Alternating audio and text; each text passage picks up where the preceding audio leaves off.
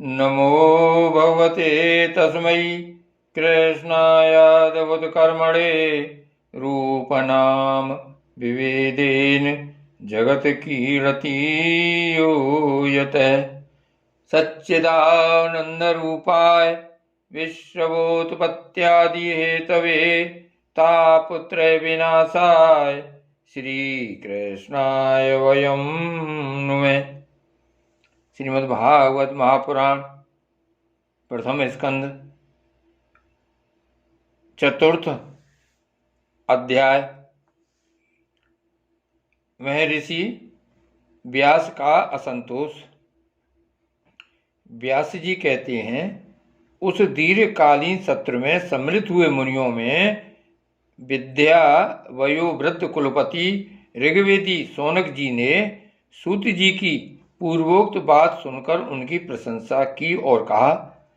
शौनक जी बोले, सूत जी, आप वक्ताओं में श्रेष्ठ हैं तथा बड़े भागशाली हैं। जो कथा भगवान श्री सुखदेव ने कही थी वही भगवान की पूर्णमयी कथा कृपा करके आप हमें सुनाइए। वह कथा किस युग में, किस स्थान पर और किस कारण से हुई थी? मुनिवर, श्री कृष्ण द्वैपायन ने किसकी प्रेरणा से इस परमहंसों की संहिता का निर्माण किया था?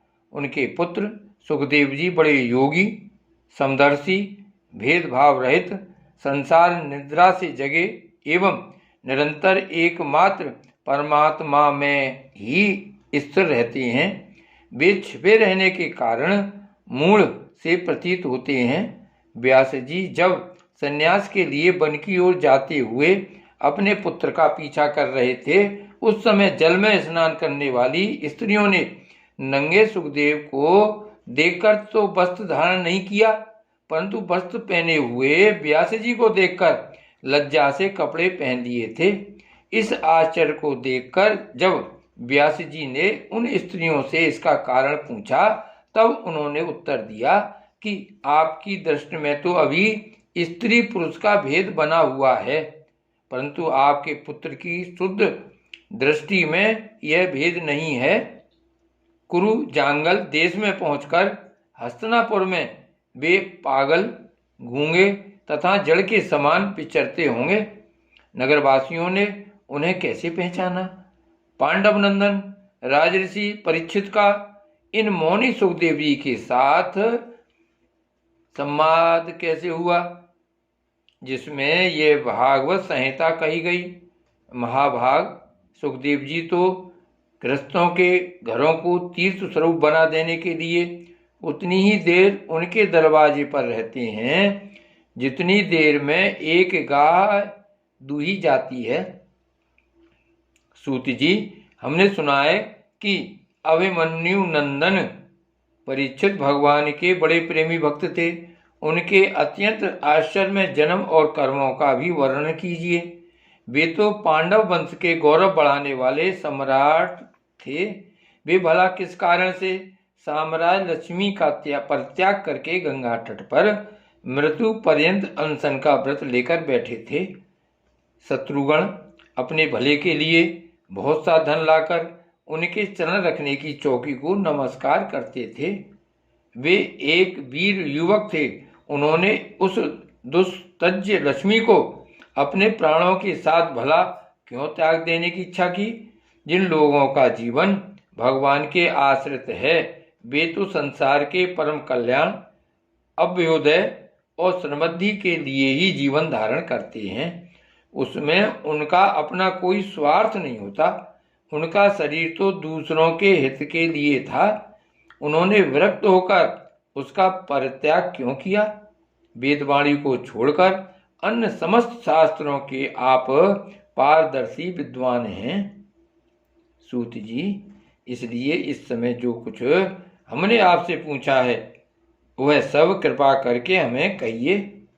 सूत जी ने कहा, इस वर्तमान चतुर्युगी के तीसरे युग द्वापर में महर्षि पाराशर के द्वारा वसु कन्या सत्यवती के गर्भ से भगवान के कलावतार योगीराज व्यास जी का जन्म हुआ। एक दिन वे सूर्योदय के समय सरस्वती के पवित्र जल में स्नान आदि करके एकांत पवित्र स्थान पर बैठे हुए थे। महर्षि पुत्र महर्षि भूत और भविष्य को जानते थे। उनकी दृष्टि अचूक थी। उन्होंने देखा कि जिसको लोग जान नहीं पाते, ऐसे समय के फेर से प्रत्येक युग में धर्म संकरता और उसके प्रभाव से भौतिक वस्तुओं की भी शक्ति का ह्रास होता रहता है। संसार के लोग श्रद्धाहीन और शक्ति रहित हो जाते हैं। उनकी बुद्धि कर्तव्य का ठीक ठीक निर्णय नहीं कर पाती और आयु भी कम हो जाती है। लोगों की इस भाग्यहीनता को देखकर उन मुनीश्वर ने अपनी दिव्य दृष्टि से समस्त वर्णों और आश्रमों का हित कैसे हो, इस पर विचार किया। उन्होंने सोचा कि वेदोक्त चातुर्होत्र कर्म लोगों का हृदय शुद्ध करने वाला है। इस दृष्टि से यज्ञों का विस्तार करने के लिए उन्होंने एक ही वेद के 4 विभाग कर दिए। व्यास जी के द्वारा ऋग, यजुः, साम और अथर्व, इन 4 वेदों का उद्धार पृथक्करण हुआ। इतिहास और पुराणों को 5वां वेद कहा जाता है। उनमें से ऋग्वेद के पैल, सामगान के विद्वान जैमिनी एवं यजुर्वेद के एकमात्र स्नातक वैशंपायन हुए। अथर्ववेद में प्रवीण हुए दरुण नंदन सुमंतु मुनि। इतिहास और पुराणों के स्नातक मेरे पिता रोमहर्षण थे। इन पूर्वोक्त ऋषियों ने अपनी अपनी शाखा को और भी अनेक भागों में विभक्त कर दिया। इस प्रकार शिष्य प्रशिष्य और उनके शिष्यों द्वारा वेदों की बहुत सी शाखाएं बन गईं। कम समझ वाले पुरुषों पर कृपा करके भगवान वेद व्यास ने इसलिए ऐसा विभाग कर दिया कि जिन लोगों को स्मरण शक्ति नहीं है या कम है, वे भी वेदों का धारण कर सकें। वे भी वेदों को धारण कर सकें। स्त्री, शूद्र और पतित द्विजाति तीनों ही वेद श्रवण के अधिकारी नहीं हैं। इसलिए वे कल्याणकारी शास्त्रोक्त कर्मों के आचरण में भूल कर बैठते हैं। अब इसके द्वारा उनका भी कल्याण हो जाए, यह सोचकर महामुनि व्यास जी ने बड़ी कृपा करके महाभारत इतिहास की रचना की। शौनकादिक ऋषियों, यद्यपि व्यास जी इस प्रकार अपनी पूरी शक्ति से सदा सर्वदा प्राणियों के कल्याण में ही लगे रहे, तथापि उनके हृदय को संतोष नहीं हुआ। उनका मन कुछ खिन्न सा हो गया। सरस्वती नदी के पवित्र तट पर एकांत में बैठकर धर्मवेत्ता व्यास जी मन ही मन विचार करते हुए इस प्रकार कहने लगे। मैंने निष्कपट भाव से ब्रह्मचर्यादि व्रतों का पालन करते हुए वेद, गुरुजन और अग्नियों का सम्मान किया है और उनकी आज्ञा का पालन किया है।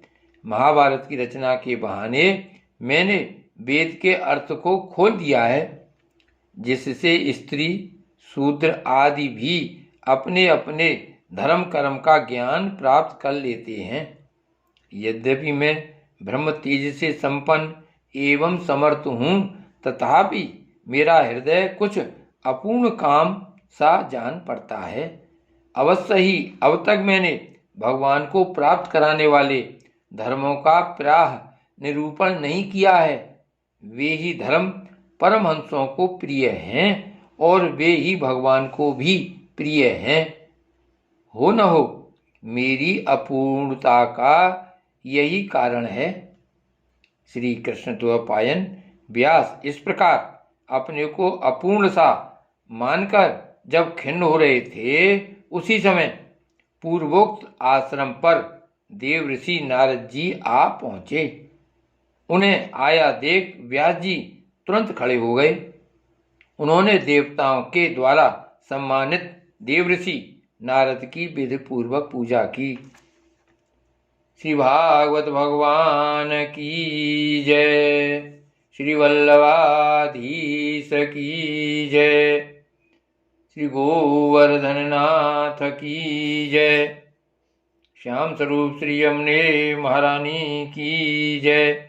श्री गोकुलनाथ की जय। जय जय श्री गोकुलेश, जय जय श्री गोकुलेश।